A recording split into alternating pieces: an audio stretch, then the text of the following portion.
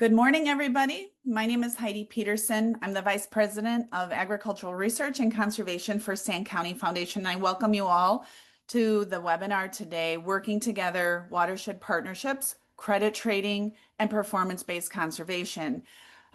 For the next hour and, hour and a half, we will be together discussing some of the work that Sand County Foundation and partners has been initiating over the last 3 years.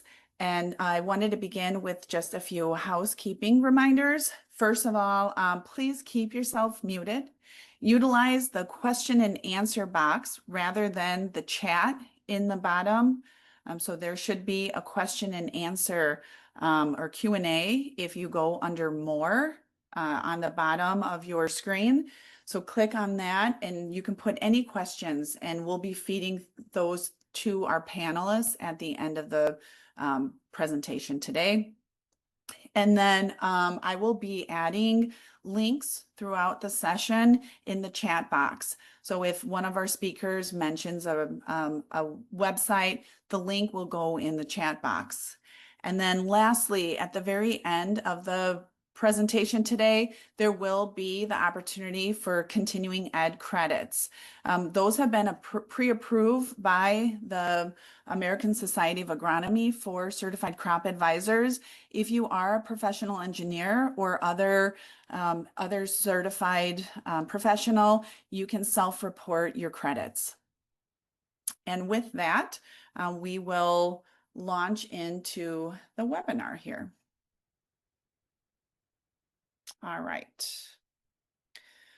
So to begin, what we will be discussing today are the state of funding opportunities for on-farm conservation activities that help to improve water quality. Often those are incentivized by, for the environmental response that is credited with that implementation. So state-based water quality trading between point and non-point sources has been gaining momentum and as an opportunity to meet nutrient reduction strategies. So the webinar today will cover the status of programs in the Mississippi River Basin, including current challenges and recommendations.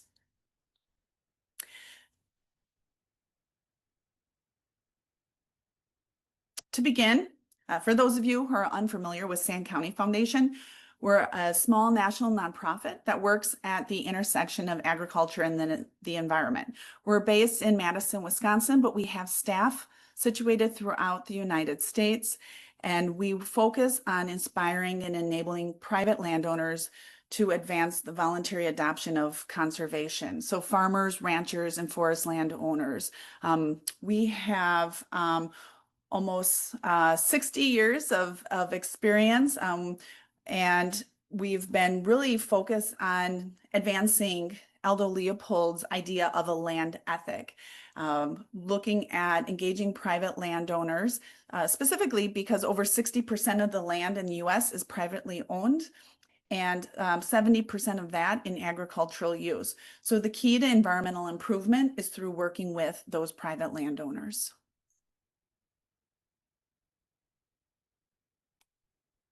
Couple programs you may be familiar with that Sand County Foundation oversees. First of all, our Leopold Conservation Award, where we recognize land stewards for extraordinary achievement in voluntary conservation. And then also on-farm research and demonstration. So taking the ideas that the questions that farmers have, the ideas that are being advanced in the universities and other research institutes, and implementing on working farms to see how they work on active land, and answering the questions on how conservation can be achieved in different environmental settings. We'll jump right in here to the background of the why we're working on this project and hosting this webinar today. The EPA released a National Water Quality Inventory report to Congress in 2017. And that report summarized the National Aquatic Resource Surveys and state-based site-specific assessment results. Key findings indicated that 47% of river and stream miles are in poor biological condition, with phosphorus and nitrogen the most widespread of the chemical stressors assessed. 21% of the nation's lakes are considered hypereutrophic, meaning that they're excessively rich in nutrients, algae, and plants, with, again, phosphorus and nitrogen, the most widespread stressors being in lakes. 18% of the nation's coastal and Great Lake waters are in poor biological condition, and 14% are rated poor based on water quality index. Phosphorus is the leading stressor contributing to the poor water quality index rating.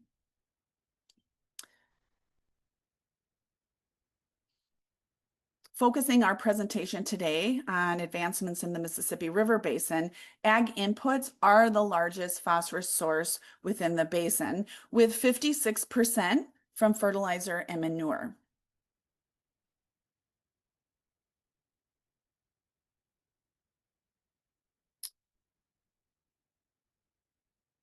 So why can working together in partnerships between rural and municipalities improve water quality? In 1972, began the Clean Water Act. So it was implemented to restore and maintain the chemical, physical, and biological integrity of the nation's waters. Section 303D requires states to establish water quality standards and identify impaired or threatened waters. Total maximum daily loads, or TMDLs, is a calculation of the maximum load of a pollutant allowed to enter a water body without impacting that water body's ability to meet and continue to meet the water quality standards for its designated use. So designated uses could be drinking water source or swimming, so recreation, habitat, and so that's the standard that we're working toward.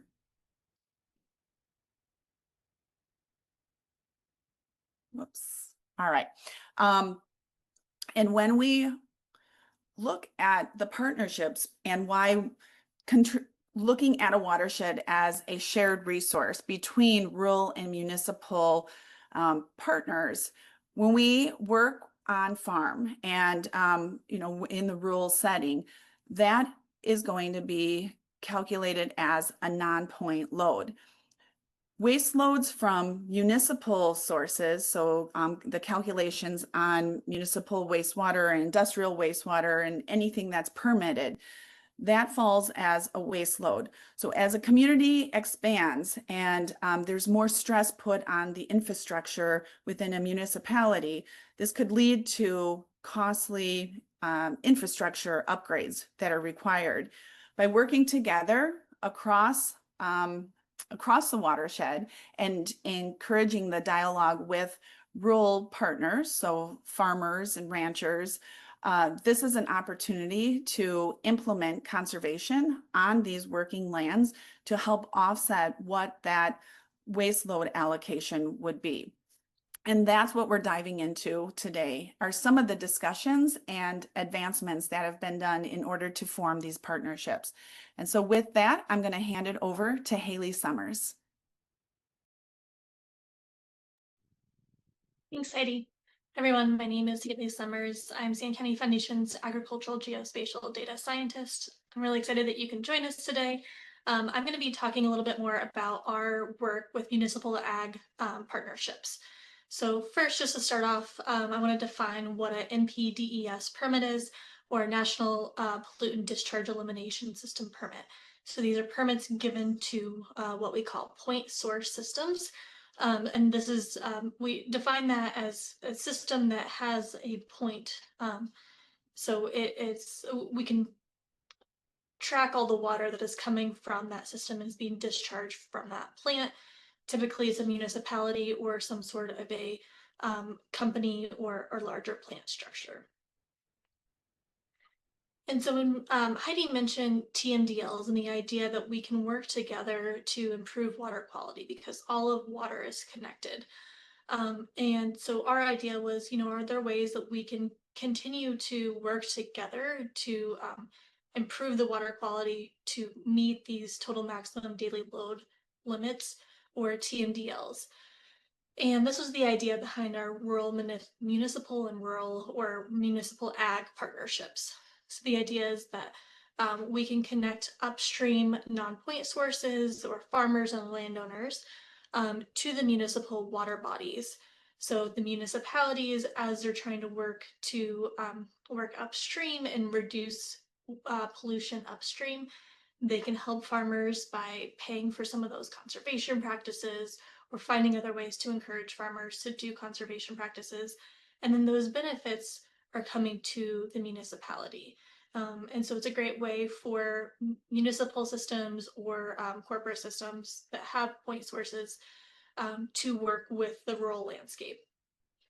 And by improving water quality that's going into the system, so before it reaches the municipality, it's also reducing the amount that a city has to do or a point source has to do to clean up that water as it comes out. So if we clean up the water upstream, it'll help keep the water clean as it goes through that system.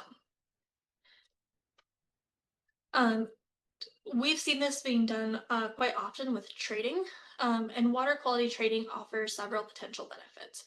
First, it increases funding and technical assistance for these non-point source or NPS entities, especially farmers. Here in the US, we think of conservation as a voluntary adoption practice. You know, we hope that farmers are doing some sort of conservation practices, but typically these practices can be costly. They can include some risk with them. And so this program allows more funding and technical assistance to go to these farmers to help them do these conservation practices that'll benefit soil health and water quality. It also could reduce nutrient reduction costs for these municipal and industrial permittees. So the idea is that paying a farmer upstream to do something like cover crops or implement buffer systems is going to be a lot more cost effective than the really expensive structure upgrades that would be needed from the point source in the facility. And it's also good for the environmental and infrastructure. So we're implementing co-benefits or adding co-benefits into the system by having these partnerships. And we know that this has been successful. So Wisconsin started their adaptive management and water quality trading programs in 2015. And as of today, there are 98 point source dischargers that are currently using one of these two strategies. So Wisconsin has found a way to have municipal and ag partnerships be really successful in their state. And so over the past year, Sand County Foundation and some partners have been working on this report. It was just released last week, and you can find it here. I'll ask Heidi to throw the link in the chat as well. But we wanted to see what is the current status of these municipal ag partnerships across the upper Midwest, and has this idea of water quality trading been successful? Going to that sandcountyfoundation.org/municipal ag website, you'll also see some of our previous reports from work that we did in 2020 to 2023. But where we spent our most time this year was in Iowa, looking at the Iowa Nutrient Reduction Exchange. This was a program that Sand County Foundation was heavily involved in back in 2020 to 2023, whenever it was first getting launched. And so we wanted to go back to Iowa, and I live in Iowa, so I was really excited to be part of this project and learn more about what successes, what improvements have been made, what progress has been made since we last spoke with the Iowa DNR and with some of these municipalities. So the Iowa Nutrient Reduction Exchange, or NRE, in this program, cities can generate credits by working in their watershed to reduce both nitrogen and phosphorus losses. So these estimates are typically modeled through the nutrient tracking tool and the minimal impact design standards, or MIDS model. Nutrient tracking tool is primarily for agricultural conservation practices, while MIDS is more for urban practices. The current trade ratio of these is a 1-to-1 ratio, and the state DNR will validate and track all credits through a database that's put in through the Rivet system. And cities may use all or some of these watershed nutrient reductions to comply with their permits. So progress to date, 2 cities, Ames and Cedar Rapids, have approved credits, and these credits total about 500,000 nitrogen credits and over 31,000 phosphorus credits. But since I believe 2023, 9 cities have had memorandums of understanding or agreements with the state of Iowa to do projects like this. So one of the goals of our conversations here in Iowa was to understand why 9 cities have memorandums of understanding or agreements with the state, but only 2 have actually submitted credits and gotten credits approved. So you may hear me use this term a lot, an MOU or memorandum of understanding. This is used in a lot of the states that have water quality trading, and it's just an agreement between that permit holder, so a city, an industrial location, and the state regulatory agency. So in Iowa, we're talking about the Iowa DNR. And it outlines the terms and methods of how these entities can generate nutrient reduction credits. So do they need to use a specific model? Are there any practices that are restricted, or are there practices that are encouraged? What is the trade ratio of if they're gathering credits? What does that look like? And then how can they use those credits later on? So it provides regulatory assurance. It's basically a contract between these 2 entities. So this year, we had 10 interviews with municipalities. So 9 of those were the cities with the memorandums of understanding, or MOUs. And then 1 additional city, Des Moines, has completed watershed work, but they don't have an MOU with the Iowa DNR, but we still wanted to ask them how that watershed work was going. These municipalities range in population. So we had actually probably an average sized town for the state of Iowa of 3,500. All the way up to 213,000 in population size. Most of the cities that we talked to use an aquifer for their drinking water, but 2 did use large rivers. So of course, those are more susceptible to nutrient pollution. And their water priorities differed. So again, some were really concerned about nutrients from a drinking water quality perspective. A city like Des Moines, you hear about quite often that they're having to remove nitrates from their drinking water just to be able to send it out to their population. But then there are also cities like Cedar Rapids who are really concerned about flooding because they are so close to a wide river. And then, of course, recreation. Most of these cities, I think almost all of them, were within a mile of a large river or some sort of a river system. So there was a lot of recreation opportunities near these cities. And on the right, you can see some of the key questions that we asked. So these questions were mostly to get at, have they been using the Iowa NRE? Do they have plans to use this? Are they considering using this MOU structure? What work are they doing upstream, if any, and why are they doing that work? What are the motivations behind doing the water quality work that they're currently doing? And how, if they're interested in using the NRE in the future, what needs to be done, or what could help them feel more confident using the NRE? And so here are some quotes just from those municipalities that we talked to. And I'll go into more about what the challenges we're finding with the NRE structure is. But one quote was, the state's not going to do anything and they won't fund anything, but these things still need to happen. And then we get criticized because, we're levying too much property tax.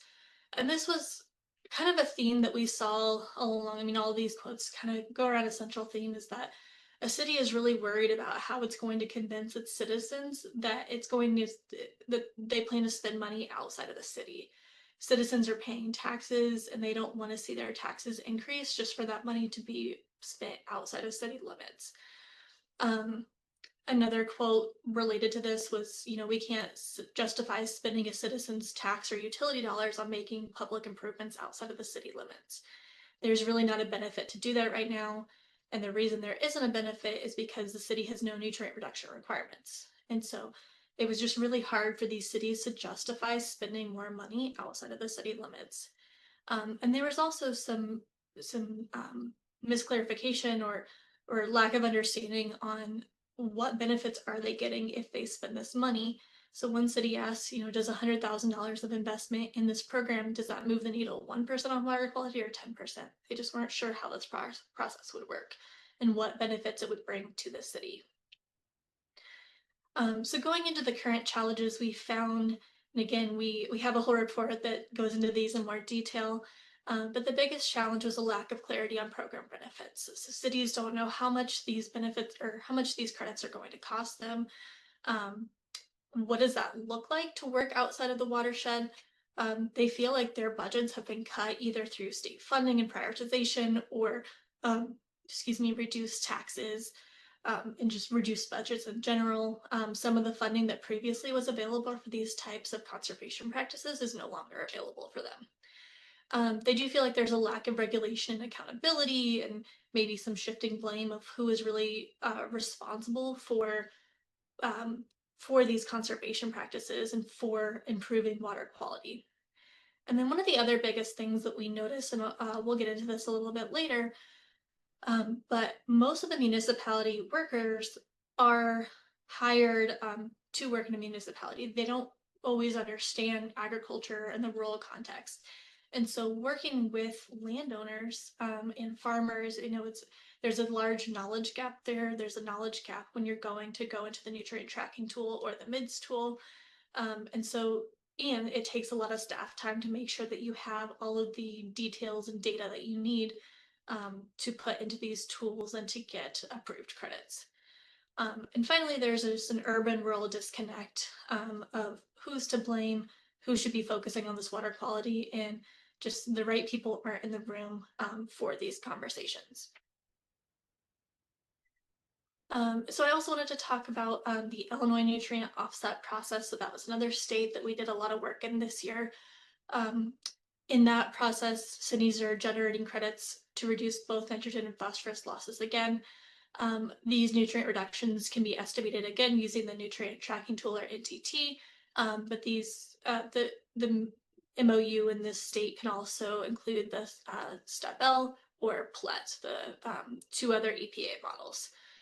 And these trade ratios, they were 1-to-1 in Iowa. Here they vary by region of watershed and the model that's used. So if it's a more specific and spatially explicit model, then they'll get a lower ratio for trades. So Illinois progress to date, there was an MOU signed with one city, the Northern Moraine Wastewater Reclamation District in 2024, but as of today, no credits have been submitted. And so this year we partnered with Lurkin Strategies LLC.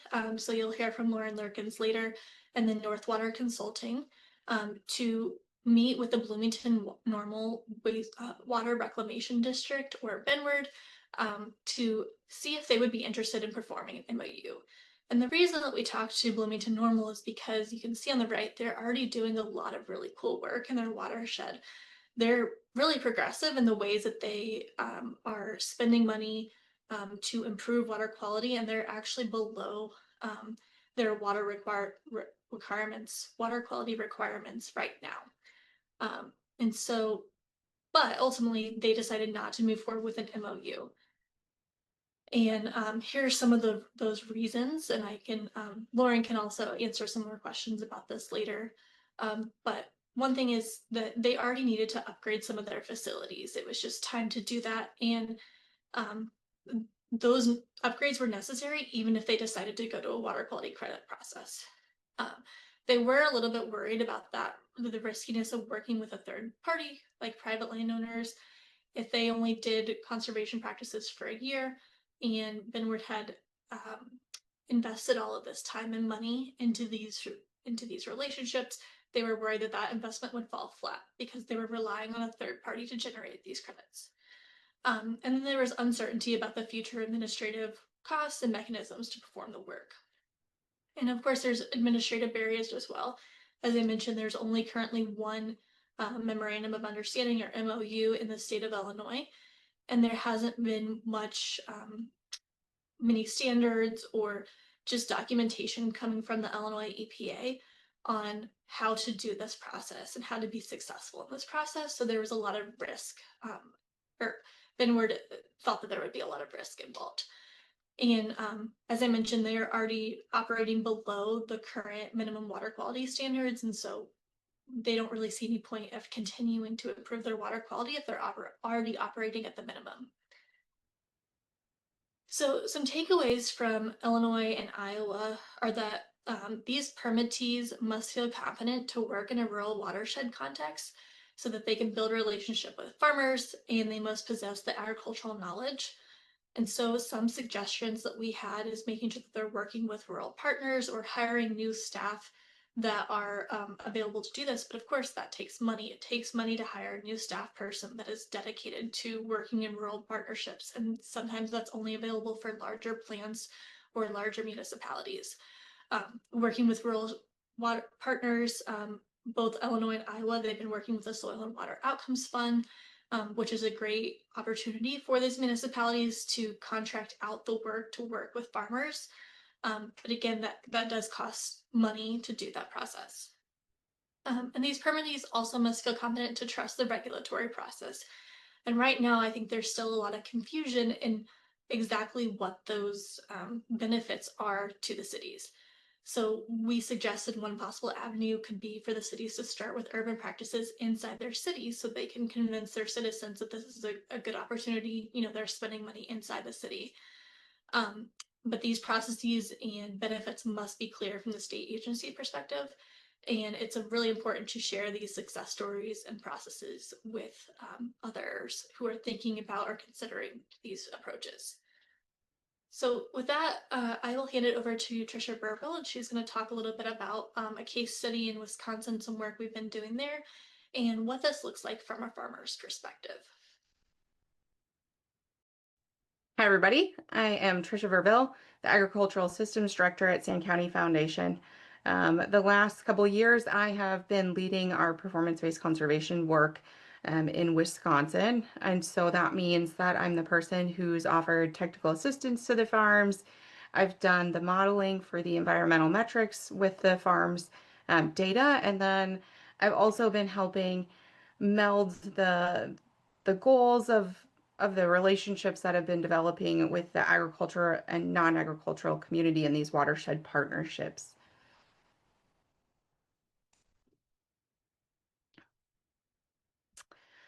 Our performance-based conservation is a system where we plan and place conservation based on the environmental response. And that allows us to target our efforts to where on the farms need the most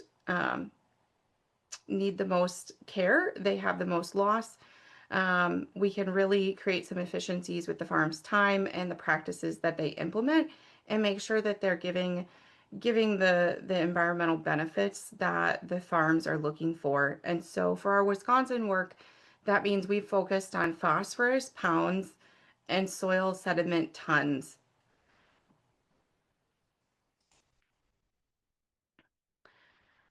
So hopefully I'll guide you through a little bit of what like this process would look like for the farms in Wisconsin. We've done performance-based conservation with individual farms as well as through some more localized projects, but they've pretty much all followed this process. So we initially meet with the farmers when we're bringing performance-based conservation out with them. Our first goal is to develop this baseline. And so we're trying to get to the point where we understand what the status quo of the farm is, and we're using their data to do that. So we're using soil tests, past historical management, field topography, all kinds of things that they would have available already to build out this baseline. And then we use that to look for places in there that are going to have higher amounts of loss for phosphorus or soil sediment. And then we start building in scenarios. So we build in the scenarios that maybe stack practices or meet certain practices that are in the farm's goals. We see what's going to make the biggest change on those acres with the highest loss. After that discussion with the farm, they go ahead and implement that management over the next cropping season. And at the end of that, we come back together for a verification. So that allows us to check that what the farm actually said they were going to do is what actually ended up happening that year. And then from there, after we're done verified, that leaves us with an end retention of phosphorus and soil sediment that from their direct management, they retained that phosphorus and sediment on their fields, and it didn't make it to a water body. One of the things that has made this process flow pretty well for us in Wisconsin is we're utilizing SNAP Plus. So SNAP Plus is a modeling system that farms are already using for their nutrient management planning. And it's already been created in there to have a trading report that helps us look at what we're estimating as getting to an actual water body from the farm fields in phosphorus and soil. And so that's what we've used that so that the farms didn't have to re-implement their data into new systems, and they didn't have to tell us things that they've already taken the time to tell their advisors or create that nutrient management plan themselves. The other thing that is worth noting here is that that verification step, that can look pretty different. So depending on the type of project you've got going on, whether it be for permit compliance or sustainability metrics, will depend on the level of verification you might have to do. So that could look anything like an as-applied map for fertilizer, or it could maybe be a verbal conversation or confirmation from like their crop advisor that they're purchasing some type of inputs from.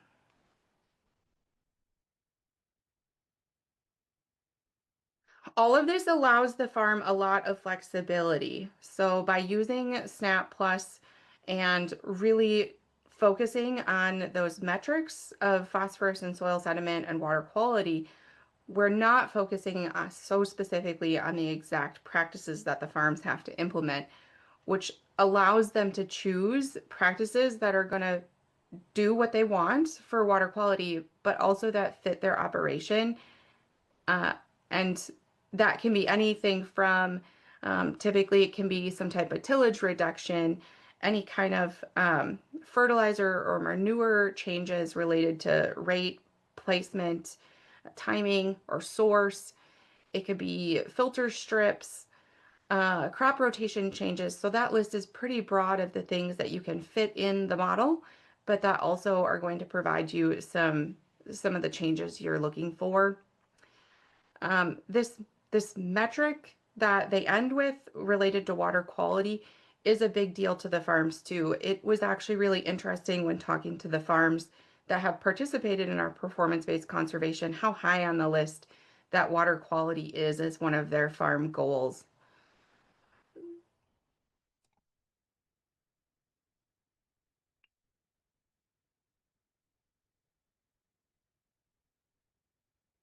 The farms have to make these changes in a way that makes sense for them. While often these projects are tied to incentives that are specific to the environmental response, they're not enough to sustain the full farm's expenses. So the changes that we're asking of the farms have to be, they have to fit into their production goals, and they also don't sit in such individual buckets as they might seem. So if a farm chooses to do no-till and they put that in a season, it may also mean that now their phosphorus fertilizer has to be surface applied versus incorporated. So the farm really operates as a system, and working with performance-based conservation allows us to recognize that in comparison with more of a practice-based system sometimes. The stakeholder benefits that we've seen with these projects in Wisconsin have been pretty similar to what you've seen for the farm. By having those reductions quantified, the stakeholder on the end, whether it be a community project or somebody who's has a wastewater treatment permit, they know that once they put the funding out there for the incentives that the farms are going to get, they know how much phosphorus and soil sediment they're getting something in return. That metric has been really important both for compliance and sustainability, and even as we've worked with some private funders at Sand County Foundation. Solving this community goal, you've heard it already from Haley and Heidi that water quality has started from the community's quality, and all of us impact it, and it flows, right? So it's one of those things that water quality is our community goal, and we can share that, and it can bridge us together. often these programs that we've seen, they don't go from like 0 to 100 all at once. This process has worked really well as a few farms can come in and your permit need might grow. And so this continual growth piece is really helpful. And it's also helpful from like a staffing side because the first couple of years of performance-based conservation are often the most intense for staff time. It's a new process to the farms, and so they need some time to figure it out as well. And at the same time, building that baseline is probably the most intense piece and the scenarios to the process overall.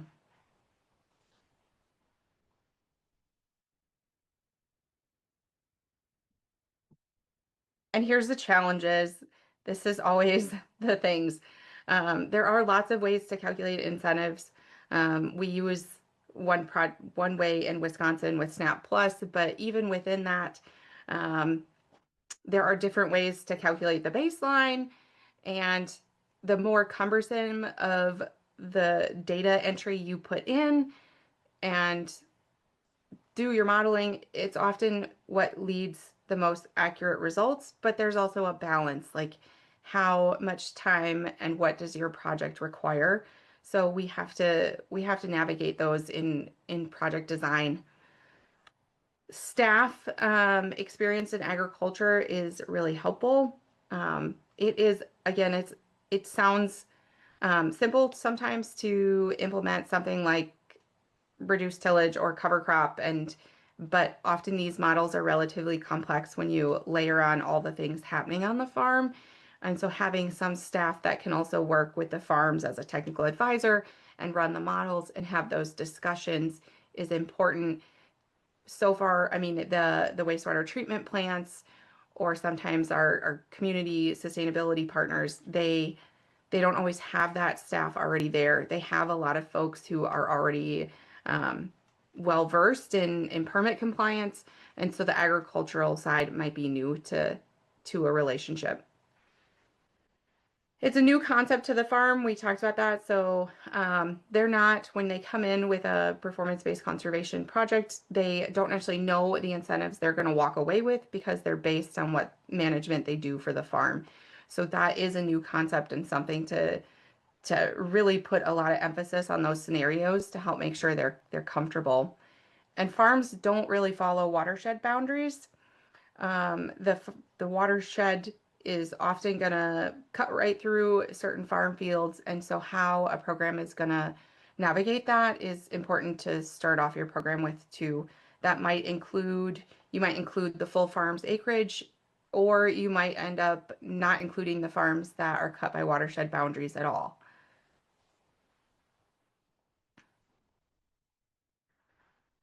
So we have approached this. We've been doing, Sand County Foundation has been doing performance-based conservation since about 2014. Our most recent project, I pulled some metrics from to help put this all into some numbers for everybody. We got support through the National Fish and Wildlife Foundation, General Mills, Syngenta, and the Natural Resources Conservation Service. And so really the goal of all of that was to scale up performance-based conservation and introduce this concept to more farms. So that way when we have to start scaling it up through watershed partnerships and we choose to, that the farms are somewhat familiar with it. And so within here is also some localized pilot of watershed projects, and it's some individual farms who are participating with us. Overall, we worked with 23 farms, 39,987 acres we reviewed. So we took the full farm's acreage, and that's where we started looking for the places of higher loss and building out those scenarios. The acres that the farms actually chose to implement conservation on are included in that annual breakdown of BMP acres. And then from those BMP acres, we retained 6,388 pounds of phosphorus, and 959.5 tons of soil sediment. There are certain practices that we found are easier for the farms over multi-years to be consistent with. They really focused around that reduced tillage. That could either be like a reduced tillage after a specific crop, or reduce tillage on the farm overall. And moving manure. Moving manure was a big one, making sure that we're not applying manure or synthetic fertilizer on fields that really don't need it. And filter strips are also a really effective practice implementation that helps reduce the phosphorus in the soil sediment. I wanted to show you a bit of an example on how and why it's so important to target your effort to certain fields. So this is an example from two farms, sorry. The farm A shows you a really nice example about how the loss is pretty spread out across the farms. So the numbers there are the 0.06 is a specific part field, and it's how much that field is contributing to the farm's total phosphorus loss. So you'll see on that first farm A that the loss is pretty spread out. There's nothing glaringly high at the moment. But when you switch over to farm B, you'll see that there's a few very specific fields that could utilize the changes and make a much bigger impact with less effort across the full farm, getting to improved water quality in a more thoughtful way than a blanket conservation on that farm. And this is an example that can help put it into perspective of those folks that we've seen getting their information into a nutrient management plan and then looking for ways that we can reduce that phosphorus and soil sediment loss. Reducing the phosphorus on fields that have excessively high soil tests not only saved the farm phosphorus loss, but it also gave them a really nice fertilizer savings, even with still keeping some phosphorus in their starter fertilizer.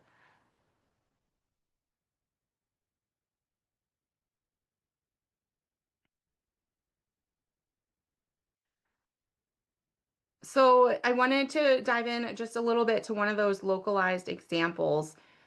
The Sheboygan River Progressive Farmers is a group that is a farmer-to-farmer education-based group. And we started working with them on some performance-based conservation work individually and through some other efforts we have going on. And that got us talking about their overall goals. And so they set this goal when they developed their group of improving water quality in the Sheboygan River Basin. And how they said they were going to get there, one of the ways was working with their non-farming community. So they had been in conversation with Johnsonville for quite a while before we came along, and I was able to hear from both of them about what their goals were and started to introduce performance-based conservation to them.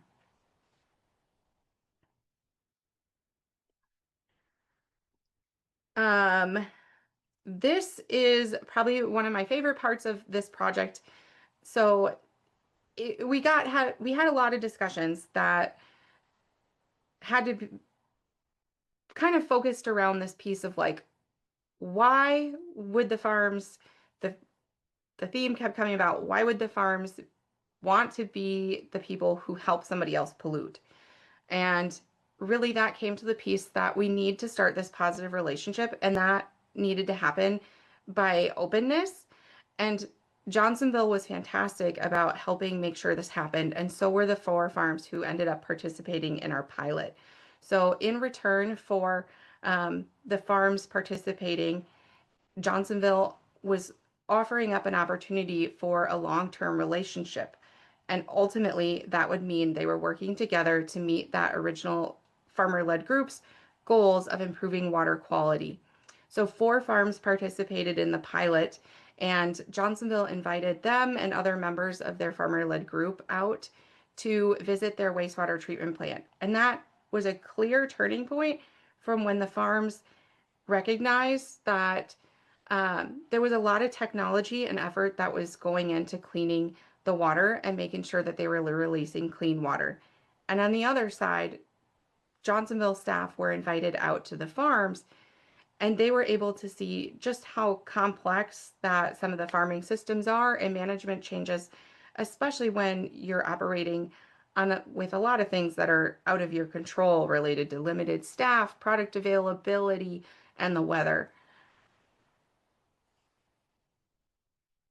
that helped create a really nice relationship, open communication, and of that, we ended with that verification and metric piece. Those 4 farms you'll see had 2,726 acres across those 4, but of that, only 1,400 about was in a tradable acreage for Johnsonville. So that gets that piece of that watershed boundaries. And from those 1,400 acres in 2024, we were able to retain 618 pounds of phosphorus and 64.9 tons of sediment. And you'll see from that note on the bottom that Johnsonsville permit year, that need was about 247 pounds of phosphorus. So they were able to see that it was within the bounds that the farms could meet their permit needs.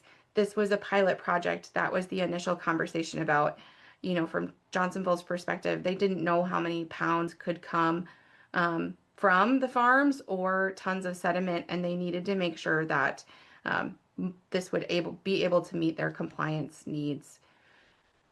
Overall, hopefully you can see from some of these examples that this relationship can be positive for both the farms and the stakeholders. And it is really helpful to recognize that both are relatively complex, and they're going to have changes that are going to differ. Many of you are from different states, so Wisconsin's going to have a lot of different regulation nuances than some of your other states too. But creating that relationship that you two can work through it is a good place to start to create that positive relationship between the farms and non-farm community.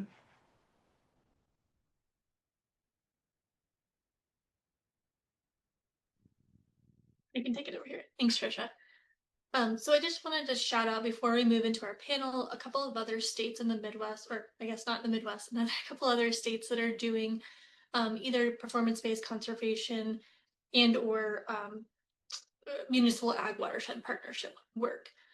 So Kansas it has a program called the Alternative Stormwater Compliance Program, and we'll be hearing from Tom Stiles during the panel.